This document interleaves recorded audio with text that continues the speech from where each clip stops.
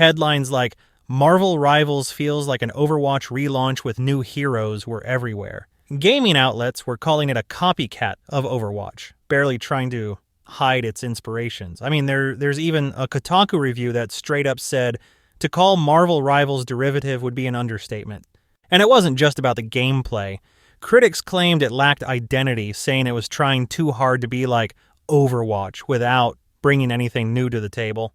Some reviews even complained about things like character designs, calling them unoriginal, and the game's overall focus, saying it was just Marvel branding slapped onto a shooter.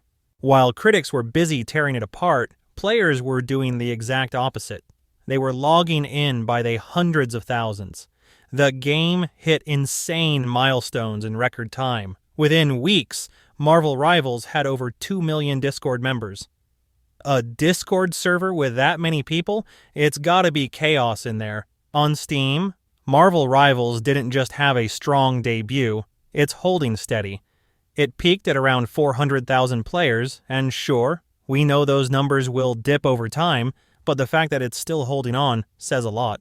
And even on consoles like PlayStation, it's in the top 10 most played games. For comparison, Overwatch 2?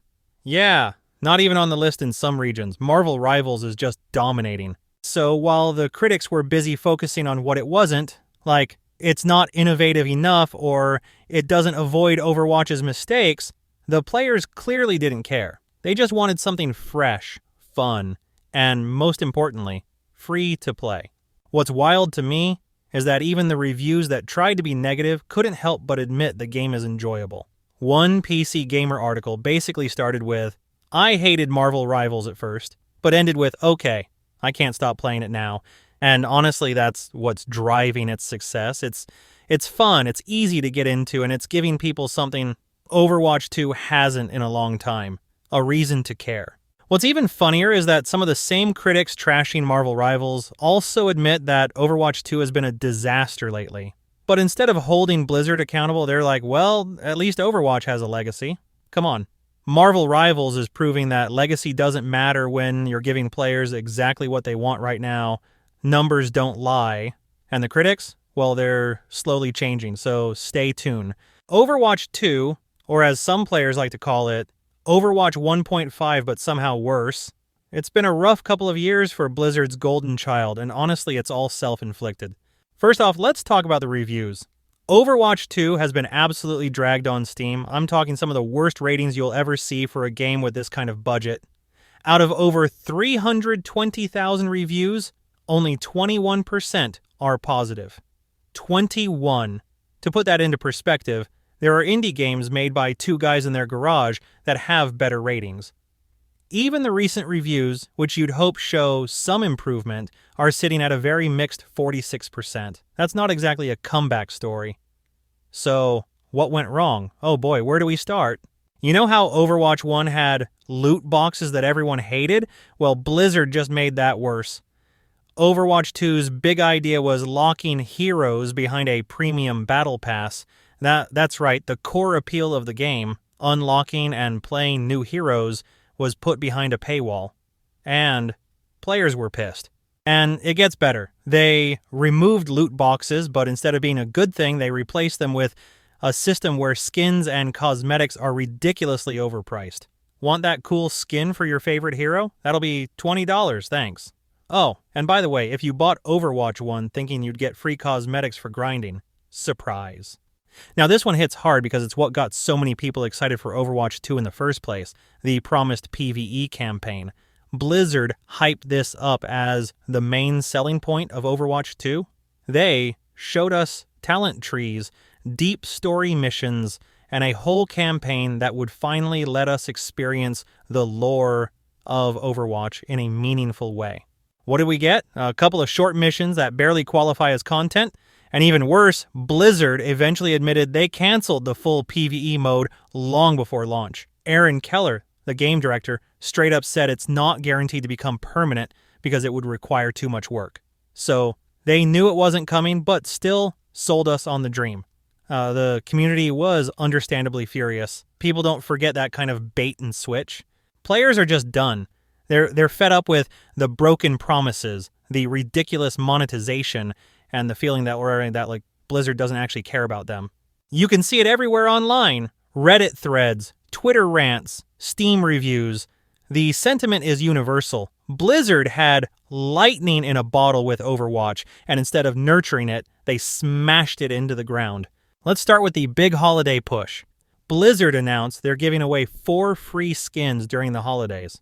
One of these is the highly talked about Avatar collaboration for May, where she gets a Katara cosmetic. And don't forget, it's not entirely free. You still have to grind 9 games to unlock all the holiday skins. Blizzard gets their engagement metrics. You get your skins. It's smart on paper, but when you've been burning your player base for years, it feels more like damage control. Now, Blizzard has also been tweaking their monetization model in response to all the backlash. Remember when they locked new heroes behind paywalls? That was a PR disaster. After months of protests, they've finally made all heroes available to everyone. But honestly, that's the bare minimum. They've also reintroduced some earnable skins through gameplay, which, again, is something they should have done from the start. But here's the kicker. Players are still side-eyeing the entire system because skins cost upwards of $20 each. So yeah, you might earn 1 or 2 through grinding, but if you want the coolest ones, you're still forking over cash.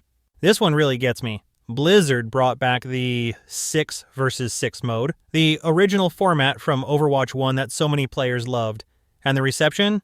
Overwhelmingly positive. But, and here's the big but, Blizzard admitted it might not be permanent.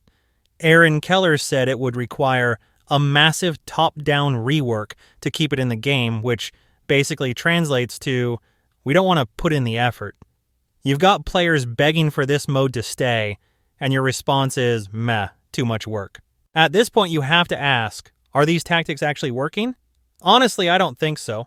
Sure, some players might come back for the free skins or to try out 6v6, but that's short-term engagement. Once the holidays are over and the limited time modes disappear, what's left? Blizzard has clearly been trying to lure players back with nostalgia and freebies, but without addressing the core problems, it's hard to imagine this being enough to turn things around. First off, Marvel Rivals nailed the gameplay.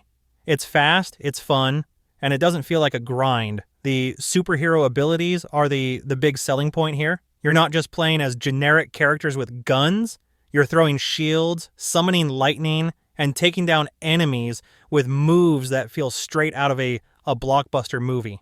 What sets it apart even more is the focus on melee combat. A lot of hero shooters stick to ranged abilities, but Marvel Rivals brings in these up-close, high-impact moves that make every fight feel dynamic. It's building on the formula and adding something fresh, and then there's the fact that it's free to play. No barrier to entry means anyone can jump in and give it a shot. But Marvel Rivals' biggest strength might be the monetization. It's not perfect, but compared to Overwatch 2, it's a breath of fresh air. All 33 heroes are free at launch. If new heroes or maps get added in the future, they're free too. There's no paywall, no grind for weeks nonsense. You get full access from day one, and that's a big deal. The Battle Pass? It's optional, and it's entirely cosmetic. You want some cool skins? Sure, buy the Battle Pass. Don't care about cosmetics? You're not missing out on gameplay. They've even added flexibility to it. Once you buy a premium Battle Pass, you can finish it on your own time. No pressure. No FOMO tactics. This is how you win players over. A lot of critics were quick to dismiss Marvel Rivals as an Overwatch clone. Blizzard even tried to reinforce that narrative, with former developers claiming it's nothing more than a knockoff because it features characters like Black Widow. But let's be real, Black Widow existed decades before Overwatch was even a concept. What Blizzard doesn't seem to understand is that players don't care if there are similarities. Marvel Rivals has its own identity.